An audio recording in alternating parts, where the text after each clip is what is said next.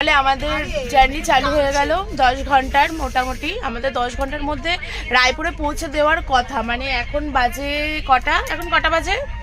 এখন বাজে হচ্ছে 5:48। 5:48। তার মানে আমাদের 5টার মধ্যে রায়পুরে পৌঁছে যাওয়ার কথা, বিকাল 5টা। তো চলো দেখা যাক ট্রেন আমাদের কত তাড়াতাড়ি পৌঁছায় আর আমরা কত তাড়াতাড়ি ওখানে পৌঁছাতে পারি। তো সাথে থেকো। আর ওখানে গিয়ে তো সারপ্রাইজের উপরে সারপ্রাইজ আছে, জয় শ্রীরাম আছে। আমরা যাব হচ্ছে রাম মন্দিরেও। তো সাথে থেকো, দেখো অনেক ইন্টারেস্টিং হবে ভিডিওটা। টাটা। সো আমাদের 10 ঘন্টা জার্নি চালু হয়ে গেল। আমরা একদম গুড মর্নিংয়ে শুরু করলাম, একদম অরিও বিস্কুট দিয়ে, ক্রিম পাউরুটি দিয়ে। এই ক্রিম পাউরুটিটা না ভীষণ টেস্টি ছিল। এটা আমি কিনেছিলাম হাওড়া স্টেশন থেকে। তো এটা আমার ভীষণ টেস্টি লেগেছে। আর এই যে মামাম খাচ্ছিল, আর মামামের পাপা অলওয়েজ সব সময় ওর কাছ থেকে নিয়ে খেয়ে নিল। আর এই যে এখানে মামাম ওখানে বসে আছে, আর দিদি হয়তো অনেক দিন পরে, মানে অনেক বছর পরে যাচ্ছে, তার জন্য এটা ট্রেনটাকে ভালো মতন করে একদম দেখে টেকে নিচ্ছে ঠিকঠাক আছে তো। আর সেটা দেখে সুমি হাসছে। আর কি এখানে শুভম বসে আছে, আর মামাম ওখানে বসে বসে ক্ল্যাপিং করছে, কেন কি ওর ভীষণ মজা হচ্ছিল, ভীষণ। সো আগের ব্লগটা তো সবাই দেখেছই। আমি বাড়ির থেকে বেরোনোর থেকে হাওড়া স্টেশনে ট্রেনে ওঠা পর্যন্ত ব্লগটা আমি দেখিয়েছি। আর এটা চালু হলো আমার সেকেন্ড পার্ট। তো এটা হচ্ছে হবে তোমার ট্রেনে ওঠার মানে পর থেকে 10 ঘন্টার জার্নিতে আমরা কি কি করলাম সেটা। বসে বসে খুব একটা বোরিং হচ্ছি না, কিন্তু ভাবলাম একটা ইন্টারেস্টিং গেম খেলা যাক। তো ইন্টারেস্টিং গেম আমাদের ছোটোবেলাকার একটাই ছিল, একটা না অনেকগুলো গেম ছিল। তার মধ্যে থেকে ইন্টারেস্টিং গেম ছিল একটা চোর পুলিশ ডাকাত। জানি না কে কে খেলেছো, কিন্তু আমরা ভীষণ খেলতাম। তো এখন সেই কথা মনে পড়ে গেল। তো এখন আমরা চোর পুলিশ ডাকাত খেলবো, তার জন্য আমরা প্রস্তুতি নিচ্ছি। সো সুমি এখানে খেলার জন্য একদম রেডি হচ্ছে, সব কিছু লিখে টিকে নিচে চোর পুলিশ ডাকাত বাবু সবাই যেন এই 4টে নিয়ে খেলতে হবে আমাদের। আর এখানে আমাদের বালিশের কাভার টাভার সব কিছু চেঞ্জ করা হচ্ছে, নিউ সব কিছু দেওয়া হচ্ছে। আর তার মধ্যে আমরা খেলার প্রস্তুতি নিচ্ছিলাম। আর এই যে বাইরের ভিউটা একটু দেখিয়ে দিলাম। সকালবেলা যে সবুজ সবুজ কুয়াশার মধ্যে গাছগুলো দেখতে এত ভালো লাগছিলো কি বলবো। আর আমাদের তার মধ্যে খেলাও হয়ে গেছিলো। আর এই যে এখানের রেজাল্টও দেখিয়ে দিলাম। শুভম ফার্স্ট হয়েছিল, সুমি সেকেন্ড হয়েছিল, আমি আর মাম্মাম এক মানে সমান সমান ছিলাম। আর আমরা খেলতে খেলতে আর ভিডিওটা নিই কেন, খেলতে এতটাই মতো ছিলাম আর কি ভিডিও নেব। আর ভালো লাগছিল না, তাই একটু শুয়ে পড়লাম। ভাবলাম একটু ঘুমিয়ে নিই, কিন্তু ঘুমটা আর আসলো না, কারণ সারাটা রাতি জেগে আর কি। যেই একটু শুলাম, দেখছি একদম গরম গরম চা। আমি আর শুভম বসে পড়লাম গরম গরম চা নিয়ে। মাম্মাম ঘুমিয়ে পড়েছে, তাই ওই সিটে ওকে শিফট করে আমরা দুজন এই সিটে চলে এসেছি। আর তার মধ্যে বাইরের সিনটা দেখো, পুরো কুয়াশা কুয়াশা। এখন বাজে 8:30টার মতন, আর বাইরেটা পুরো কুয়াশা কুয়াশা। আর আমার একটা গানই মনে পড়ছে, ইয়ে ধোয়া ধোয়াশা রহনে দো। জানি গলাটা ভীষণ খারাপ হয়ে আছে, আর এখন পারছি না গানটা করতে, তবু আমার গানটা মনে পড়ছিল তাই বললাম। আমাদের না একটু পরপরই খিদে পেয়ে যায়। সকালের টাইম দেখো কারো খিদে পায়, কিন্তু আমাদের পাচ্ছে কেন কি, আমাদের টাইম পাস করতে হবে। তো ট্রেন থেকে কিনে নিলাম বারবান বিস্কুট আর চিপস, খেয়ে নিলাম। খেতে খেতেই যখন বলেছি যে সারা সময়টা কাটিয়ে দেব, তো খাবার স্টপ করলে তো চলবে না। তো যাই হোক, এত সকালবেলা বেশি খেতে ইচ্ছা করছিল না কিছু, তবুও মনে ছিল এটা কিনি ওটা কিনি, এটা খাই ওটা খাই, কিন্তু খেতে ইচ্ছা করছিল না। তবু একটু একটু করে খাচ্ছিলাম, কেন টাইম পাস করার জন্য। আর এই যে দিদিও নিচে এসে গেছে, একদম 3তলায় গেছিলো ঘুমাতে। বাবা, আমি তো সেই করমণ্ডল ট্রেনের অ্যাক্সিডেন্টের পরে আমি তো ওপরে উঠেছিলাম একটু, সেই সব সিচুয়েশনের কথা ভেবে আমি একদম ওখানে কিছু মানে কয়েক সেকেন্ডও থাকতে পারিনি। আমার খুব ভয় লাগছিলো, আমি নিচে নেমে চলে এসেছিলাম। কিন্তু দিদি কিন্তু বেশ ওপরে ঘুমিয়ে টুমিয়ে নিচে নেমে আসলো। আর এই যে একটা ছোট্ট পাহাড় দেখিয়ে দিলাম, এইটা একটা মানে যেতে এই ছোট ছোট ছোট ছোট পাহাড় পড়ছিল। আর এই জায়গাটা ছিল সব থেকে সুন্দর, সব থেকে বেস্ট ছিল এই জায়গাটা। মানে ক্যাপচার যখন করছিলাম জায়গাটা এত দারুণ লাগছিল, তোমরা দেখে বুঝতেই পারছো যে জায়গাটা কত সুন্দর লাগে। চলো তাহলে খেয়ে নেওয়া যাক, ভীষণ খিদে পেয়েছিল। সব সিনসিনারি দেখতে দেখতে, খেলতে, ঘুমাতে, বসতে, আড্ডা মারতে, কখন এতটা সময় কেটে গেলো বুঝতেই পারিনি। আর এতটা খিদে পেয়ে গেছিলো যে আর পারছিলাম না, তাই বললাম দিদি চল এবার আমরা খেয়ে নিই। তো এখানে বেড়ে নিয়েছি আলুর দম, পরোটা, ক্ষীরপুলি, আমরা বাড়ির থেকে নিয়ে গেছিলাম সব কিছু। সত্যি বাড়ির খাবারই হয়, আর ট্রেনে যতই খাবার খাই না কেন ট্রেনের ট্রেনের খাবারই হয়, বাইরের খাবারই হয়। বাড়ির খাবার খেয়ে একটা শান্তি।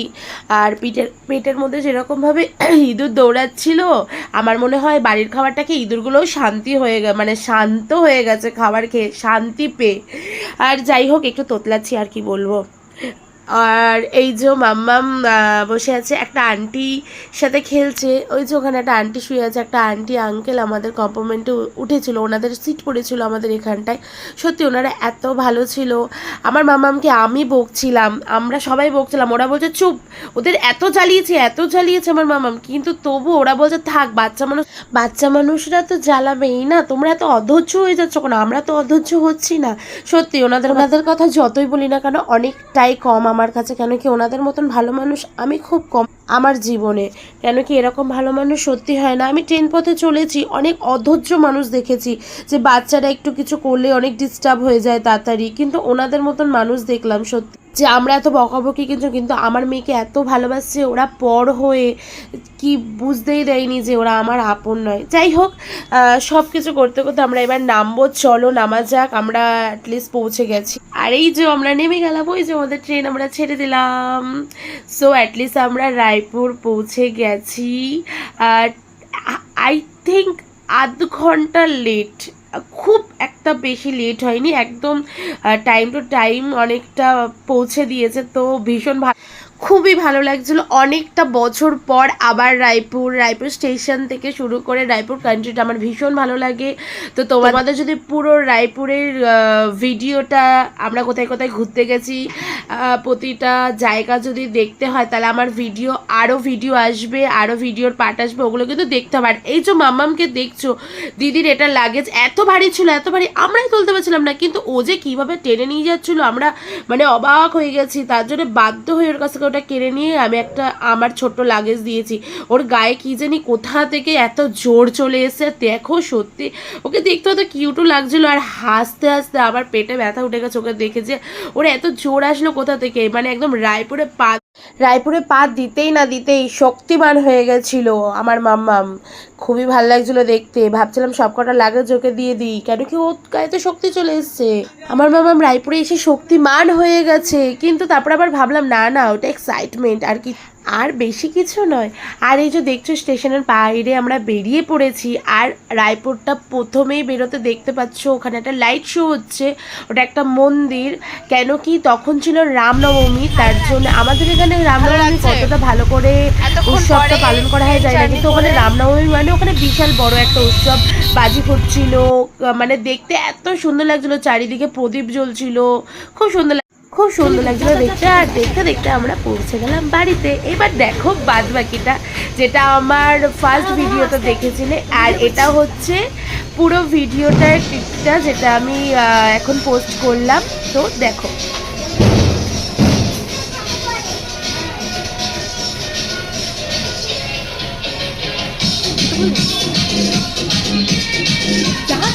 জুতোটা খুলতে দাও।